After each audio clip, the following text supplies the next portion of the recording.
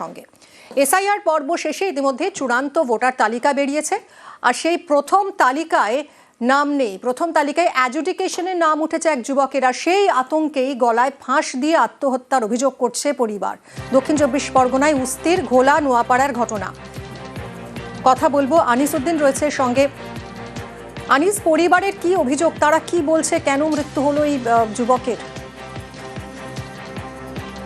দেখো, উস্তির যে ঘোলার নোয়াপাড়া রয়েছে সেখানকার বাসিন্দা রফিক আলী গাজী গতকালই তিনি বাড়িতেই গলায় ফাঁস লাগিয়ে আত্মঘাতী হয়েছেন, এমনটাই পরিবারের দাবি। পরিবারের পক্ষ থেকে যেটা অভিযোগ করা হচ্ছে যে চূড়ান্ত যে খসড়া তালিকা প্রকাশ করা হয়েছে নির্বাচন কমিশনের পক্ষ থেকে, সেখানেই তার নামে আন্ডার অ্যাডজুডিকেশন, অর্থাৎ তার নাম যে বিবেচনাধীন রয়েছে, একেবারেই কিন্তু তার এই বিবেচনাধীন থাকার কারণেই তিনি চিন্তিত ছিলেন এবং তিনি পরিবারের কাছে বারবার এ বিষয়ে কিন্তু বলেন। এবং গতকাল তার বাড়ি যখন ফাঁকা ছিল সেই সময় গলায় ফাঁস লাগিয়ে তিনি আত্মঘাতী হয়েছেন, এমনটাই দাবি করা হয়। পরবর্তী সময়ে তার দেহ উদ্ধার করা হয় এবং স্থানীয় হাসপাতালে নিয়ে গেলে চিকিৎসকেরা তাকে মৃত বলে জানায়। অন্যদিকে দেহ ময়নাতদন্তের জন্য পুলিশ মর্গে পাঠানো হয়েছে। তবে এই ঘটনায় সরব হয়েছে স্থানীয় তৃণমূল নেতৃত্ব। তাদের অভিযোগ যে যেভাবে নির্বাচন কমিশনের এই হঠকারিতার ফলেই কিন্তু একাধিক প্রাণ গেছে রাজ্যে এবং এরপরেই চূড়ান্ত যে ভোটার তালিকা সেখানেও এই বিবেচনাধীন থাকার কারণেই এই ব্যক্তি আতঙ্কিত হয়ে পড়েন এবং গলায় ফাঁস লাগিয়ে আত্মঘাতী হয়েছেন। তবে এই ঘটনায় তৃণমূল কংগ্রেসের সর্বভারতীয় সাধারণ সম্পাদক অভিষেক বন্দ্যোপাধ্যায়ের নির্দেশে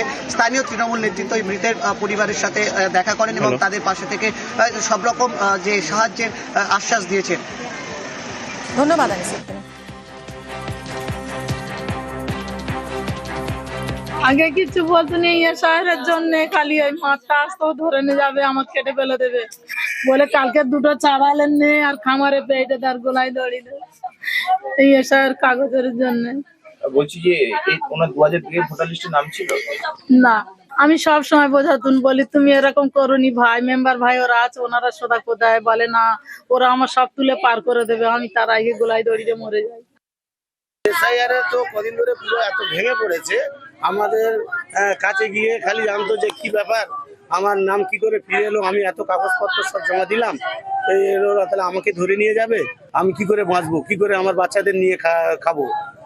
কারণ ও একাই একমাত্র রোজগারে ভ্যান চালিয়ে খেত, যদি আমি চলে যাই তাহলে আমার এই যে 4 জন বাকি কি করে বাঁচবে, কি করে খাবে। দীর্ঘ লড়াই করে পাওয়া ভোটাধিকার কেড়ে নিল এসআইআর। নদিয়ার কল্যাণী বিধানসভা এলাকায় চাঞ্চল্যকর অভিযোগ, একই পরিবারের 15 জনের নাম বাদ।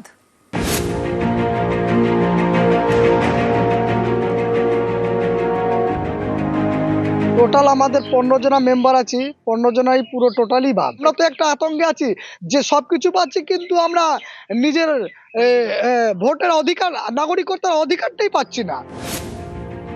একদিকে হুগলি আর একদিকে নদিয়া, মাঝখান দিয়ে বয়ে গিয়েছে ভাগীরথী। এই ভাগীরথীর পারে নদিয়ার কল্যাণী বিধানসভা এলাকার চরযাত্রা সিদ্ধি। এখানকার মাহাতো পরিবারের দাবি তাদের বাড়িতে 15 জন ভোটার। এসআইআর এর পরে 15 জনেরই নাম ভোটার তালিকা থেকে বাদ গিয়েছে। 15 জন, 3 ভাইয়ের ফ্যামিলি পুরো ভোটার তালিকার নাম ছিল টোটাল বন্ধ, আউট করা, ডিলিট হয়ে গেছে। নদিয়ার চরযাত্রা সিদ্ধি, হুগলি লাগোয়া গ্রাম। মাহাতো পরিবারের দাবি আগে তারা হুগলি জেলার ভোটার ছিলেন। 1984 সালে ভোট দেওয়ার পরে জানানো হয় তারা নদিয়ার ভোটার, হুগলিতে আর ভোট দিতে পারবেন না। এরপরে 2 জেলার প্রশাসনের কাছে গিয়ে সমাধান না মেলায় কলকাতা হাইকোর্টের দ্বারস্থ হন। মাঝের বেশ কয়েক বছর ভোট দিতে পারেননি। 2009 সালে তাদের নদিয়ার ভোটার তালিকায় নাম ওঠে। দীর্ঘ লড়াইয়ের পরে তারা ভোটাধিকার ফিরে পান। এসআইআর এর পরে প্রকাশিত ভোটার তালিকা থেকে ফের নাম বাদ, লেখা ডিলিটেড। আগে তো আমাদের হুগলিতে ছিল, হুগলিতে আমরা তো জন্ম নেই, তখন আমার ঠাকুর দাদা আর ঠাকুরমা ভোট দিয়েছে। হুগলির ডিএম বলছে নাকি যে নদিয়াতে পড়ে, এবার নদিয়ার ডিএম বলছে না আমার মধ্যে পড়ে না। 2009 সালে নদিয়ার ডিএম এসে দেখে সার্ভে করে বলে গেল যে হ্যাঁ এটা নদিয়ার মধ্যেই পড়ে। তখন স্পেশাল কোটা হিসাবে আমাদের ভোটার সবাইকে বানিয়ে দিয়েছিল। কমিশনার নাম তুললো, কমিশনারই নাম তুললো, কাটলো। আমরা তো একটা আতঙ্কে আছি যে সবকিছু পাচ্ছি কিন্তু আমরা নিজের ভোটের অধিকার, নাগরিকত্বের অধিকারটাই পাচ্ছি না। নদিয়া থেকে রঞ্জিত সরকার, নিউজ 18 বাংলা। এক বুথে 350 নাম বাদ। নদিয়ার শান্তিপুরের 66 নম্বর বুথের ঘটনা। বুথের 975 ভোটারের মধ্যে 350 নাম বাদ। চক্রান্ত করে নাম বাদের অভিযোগ ভোটারদের।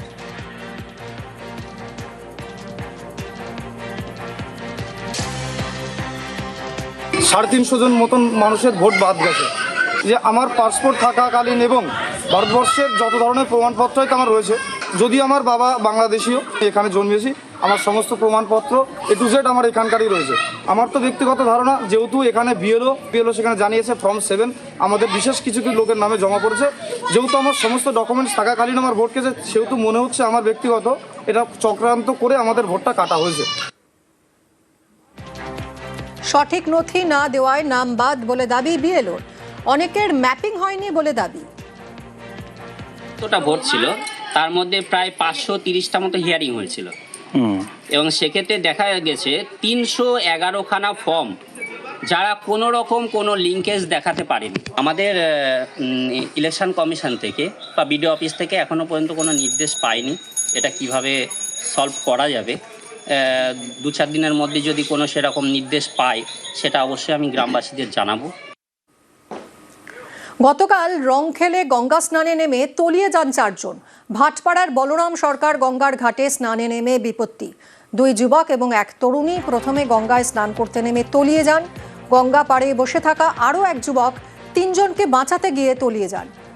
4 জনের খোঁজে তল্লাশি চলছে। অরুণের সঙ্গে কথা বলবো। অরুণ, কোনো খোঁজ মিলল এই 4 জনের? দেখো, 15 ঘন্টা অতিবাহিত হয়ে গেল, এখনো পর্যন্ত কিন্তু কারোর খোঁজ পাওয়া যায়নি। কারণ যে সময় তারা ডুবে গেছিল সে সময় কিন্তু গঙ্গায় জোয়ার ছিল।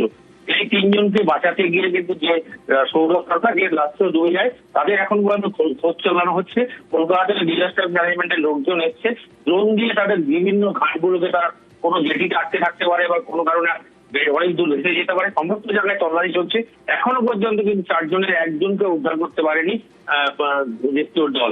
এই ঘটনায় পরিবার গঙ্গার ঘাটে এখনো বসে আছে, তাদের মারা গেছে কিন্তু তাদের পুত্র বা মেয়েকে তাদের দেহটা পাবে সেই আশাতেই কিন্তু গঙ্গার পাড়ে পরিবার বসে আছে। এলাকায় এখনো শোকের ছায়া রয়েছে। ধন্যবাদ। এখনো কোনো কিছু খুঁজে পাওয়া যায়নি, এখনো চেষ্টা চালিয়ে যাচ্ছে। তাও প্রায় কাল বিকেল 5টা 5:30 থেকে 4 জনের জন্যই চেষ্টা চলছে, এখনো পর্যন্ত চেষ্টা চলে যাচ্ছে। আজ ইডেনে T20 সেমিফাইনাল। আর এই T20 সেমিফাইনালের জন্য বাড়তি মেট্রো চালানো হবে। রাত 11:15 এসপ্ল্যানেড থেকে শেষ মেট্রো ছাড়বে। দক্ষিণেশ্বর এবং গড়িয়া পর্যন্ত মেট্রো পরিষেবা। টিকিট পাওয়া যাবে অ্যাপ ও ধর্মতলা স্টেশনে।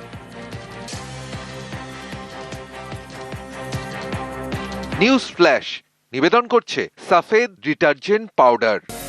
সাফেদ 500 গ্রাম মাত্র 37 টাকায়। আকড় বাক্কড় বম্বে বো। বাড়িতে কোন টিএমটি লাগিয়েছো? মাইথন স্টিল। তোমার উপর ট্রাস্ট করতে পারি। ওকে। স্ট্রং মানে মাইথন স্টিল।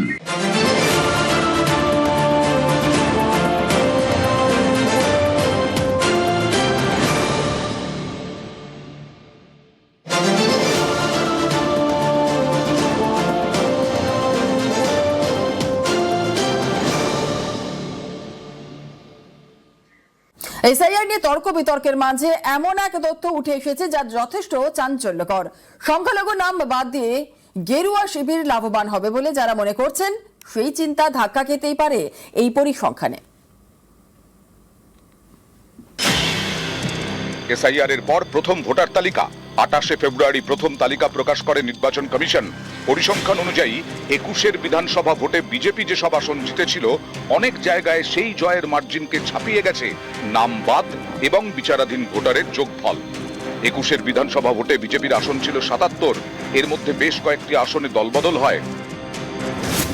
আলিপুরদুয়ারের সুমন কাঞ্জিলাল, রায়গঞ্জের কৃষ্ণ কল্যাণী, কার্শিয়াংয়ের বিষ্ণুপ্রসাদ শর্মা, বিষ্ণুপুরের তন্ময় ঘোষ, কতুলপুরের হরকালী প্রতিহার, হলদিয়ার তাপসী মণ্ডল। দলবদল এবং উপনির্বাচনের পর এখন বিজেপির বিধায়কের সংখ্যা 64।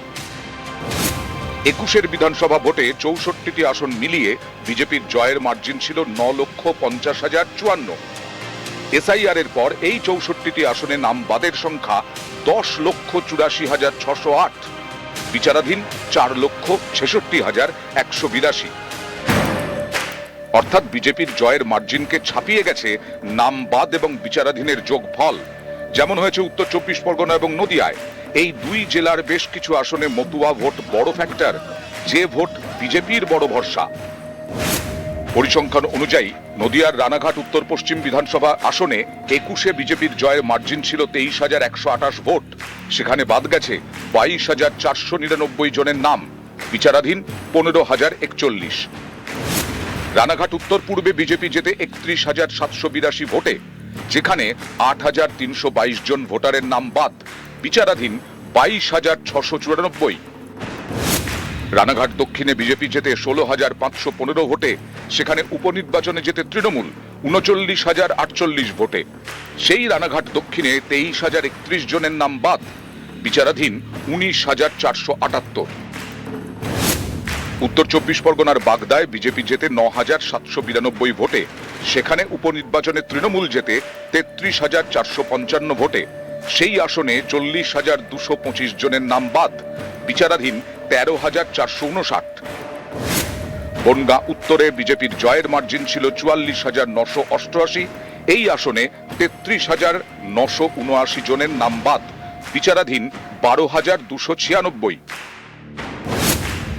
বনগাঁ দক্ষিণে বিজেপির জয়ের মার্জিন ছিল 2,004। এই আসনে 25,464 জনের নাম বাদ, বিচারাধীন 13,447। গাইঘাটায় বিজেপির জয়ের মার্জিন ছিল 9,578। সেখানে 23,425 জন ভোটারের নাম বাদ গেছে, বিচারাধীন 22,278। 58 জনের ভোট বাদ দিয়েছে, সবই হিন্দু। হ্যাঁ, আমাদের এই বুথে সবই হিন্দু। সবাই সরকার তো বলেছিল যে হিন্দু কোনো হিন্দুর ভোট কাটা যাবে না। আমরা চাচ্ছি যে আমরা নাগরিক হবো, আমরা তো সরকার গঠন করেছি, আমাদের ভোট দিই। যে তর্ক দিল, যে ভোট দিল, সেই আবার বাদ দিয়ে দিল। ভারত সরকার বলেছিল যে যারা হিন্দু তাদের কোনো কিছু হবে না। বাংলাদেশ থেকে যারা এসেছিল শরণার্থী, আমি হিন্দু, আমার তাকে কেটে গেছে। এখন আমার এইটাই অভিযোগ। 2021-এ বিজেপির জেতা এই আসনগুলিতে সংখ্যালঘু ভোট ফ্যাক্টর ছিল না, এবারও নেই। সুতরাং বাদ যাওয়া এবং বিচারাধীনদের অধিকাংশই হিন্দু এবং বিজেপির ভোট ব্যাংক হওয়ার সম্ভাবনাই বেশি। এই পরিসংখ্যান ঠিক থাকলে এসআইআর বুমেরাং হতেই পারে গেরুয়া শিবিরের কাছে। নিউজ 18 বাংলা। দীর্ঘ লড়াই করে পাওয়া ভোটাধিকার কেড়ে নিল এসআইআর। নদিয়ার কল্যাণী বিধানসভা এলাকায় চাঞ্চল্যকর অভিযোগ, একই পরিবারের 15 জনের নাম বাদ।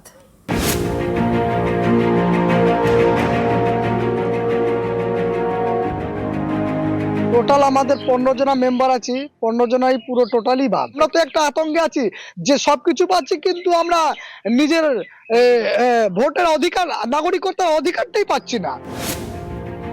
একদিকে হুগলি আর একদিকে নদিয়া, মাঝখান দিয়ে বয়ে গিয়েছে ভাগীরথী। এই ভাগীরথীর আকড় বাক্কড় বম্বে বো। বাড়িতে কোন টিএমটি লাগিয়েছো? মাইথন স্টিল। তোমার উপর ট্রাস্ট করতে পারি। ওকে। স্ট্রং মানে মাইথন স্টিল।